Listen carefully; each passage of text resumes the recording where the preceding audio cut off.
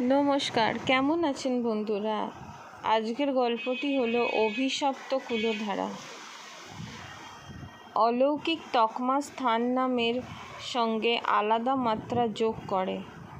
অলৌকিক ব্যাপার নিয়ে বিশ্বাসী অবিশ্বাসী দুই পক্ষেরই নিজস্ব দাবি দাওয়া আর মতামত অন্তহীন।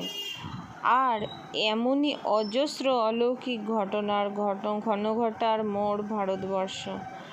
স্থান কাল বিশেষে ভারতের পরিধি সংস্কৃতি বৈচিত্র্যময়। ভারতের বিভিন্ন প্রদেশ জুড়ে এমন অজস্র অলৌকিক ভাণ্ডার রয়েছে। শোনা যায় দেওয়ান সলিম সিং পুনরায় বসতি স্থাপনের চেষ্টা করেছিলেন এই কুলধারায়, কিন্তু তিনি ব্যর্থ হন। সেখানে যারাই রাত কাটাতো তারাই রহস্যজনকভাবে মারা যেত।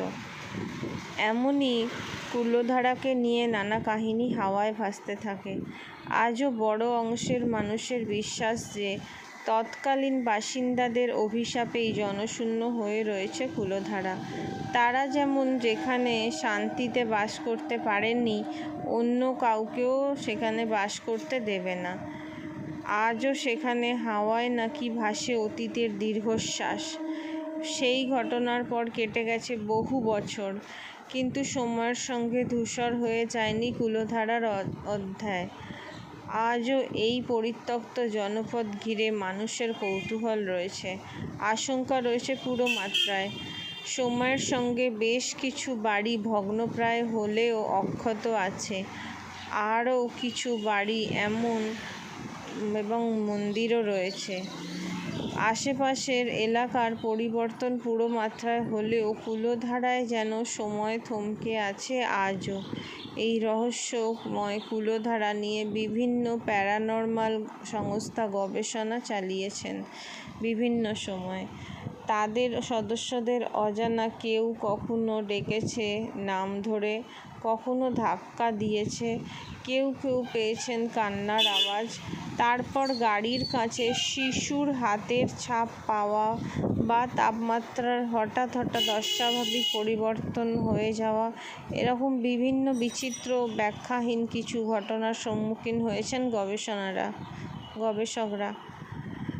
লেখালেখিও হয়েছে বিস্তর, তবে কেউই কোনো সিদ্ধান্তে উপনীত হতে পারেনি, যা জন্ম দিয়েছে আরও অনেক প্রশ্নের।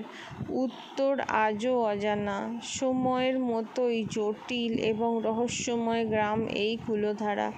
ভারত সরকার কুলধারাকে হেরিটেজ নগরী হিসাবে ঘোষণা করেছে। বলাই বাহুল্য, এই ঘোষণা কুলধারার আকর্ষণ বাড়িয়েছে আরও।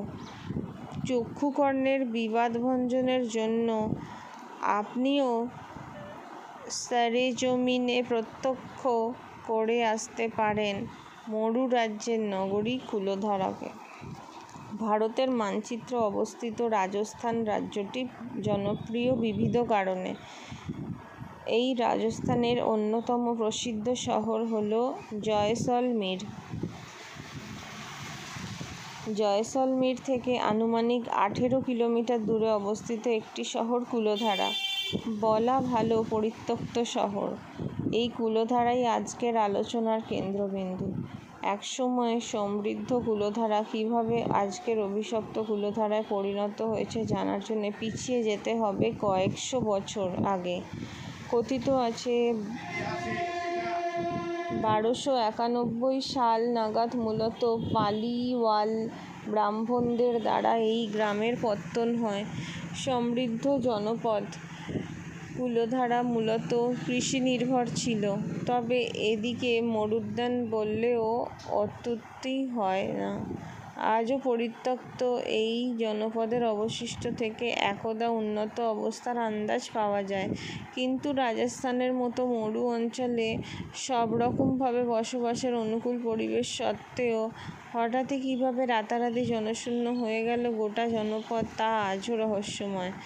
শুনতে আশ্চর্য হলেও এমনটাই মনে করা হয়ে থাকে যে 1825 সাল নাগাদ রাতারাতি ওই অঞ্চলের চুরাশিশি গ্রামের বাসিন্দারা গায়েব হয়ে যান। জনশ্রুতি, তৎকালীন সময়ে জয়সলমীরের দেওয়ান ছিলেন অত্যাচারী সেলিম সিং, দুর্নীতিপরায়ণ, অত্যাচারী, ক্রূর। সমস্ত দোষই ছিল সেলিম সিংহের মজ্জাগত। একদিন তার কুঞ্জর ভরে কুলধারার গ্রাম প্রধানের সুন্দরী কন্যার দিকে, কিন্তু তার ইচ্ছার বিরুদ্ধে বাধা হয়ে দাঁড়ায় স্থানীয় ব্রাহ্মণরা। যদিও এতে দমে যাননি সেলিম সিং। ক্রমে নিজের দাবি মেটানোর জন্য গ্রামবাসীদের ওপর অস্বাভাবিকভাবে করের বোঝা চাপাতে থাকেন তিনি, যাতে গ্রামবাসীরা পিছু হটে সরে যায়, মেয়েটিকে তার অধীনে করে নেয়। আর এমনই সময়ে ঘটে এই অত্যাশ্চর্য অমীমাংসিত ঘটনা। রাতারাতি যেন হাওয়ায় মিলিয়ে যায় গ্রামের সমস্ত বাসিন্দা। সব কিছুই ছিল যথাস্থানে, শুধু ছিল না কোনো মানুষ। তাদের আর সন্ধান মেলেনি কখনো। স্বভাবতই যা নিয়ে চর্চা আজও চলে বিস্তর। কেউ বলেন অত্যাচারী দেওয়ানের হাত থেকে বাঁচার জন্য রাতারাতি এক বস্ত্রে গ্রাম ছেড়ে গিয়েছিলেন সবাই বাঁচার জন্য। আর কারো মতে কুলধারার অধিবাসীরা পরবর্তী সময়ে পশ্চিম রাজস্থানের যোধপুর শহরের কাছাকাছি কোনো একটি স্থানে বসতি গড়েছিলেন। যদিও দুই ক্ষেত্রে তর্কের সুযোগ রয়েছে বিস্তর। যেমন এক সংখ্যক মানুষ এক স্থান থেকে অন্য স্থানে যাওয়ার পথে কারোরই নজরে এলো না, বা পরবর্তীতে কুলধারার পালিওয়াল ব্রাহ্মণদের বংশধরদের সন্ধান পাওয়ার মতো প্রমাণ পাওয়া যায়নি। তাই কুলধারা নিয়ে এখন অসংখ্য মতবাদ প্রচলিত আছে। অনেক ভিডিও আপনারা পাবেন কুলধারাকে নিয়ে। আজকের মতো এখানেই সমাপ্ত। পারলে একবার ঘুরে আসতে পারেন আপনারা। রাখছি।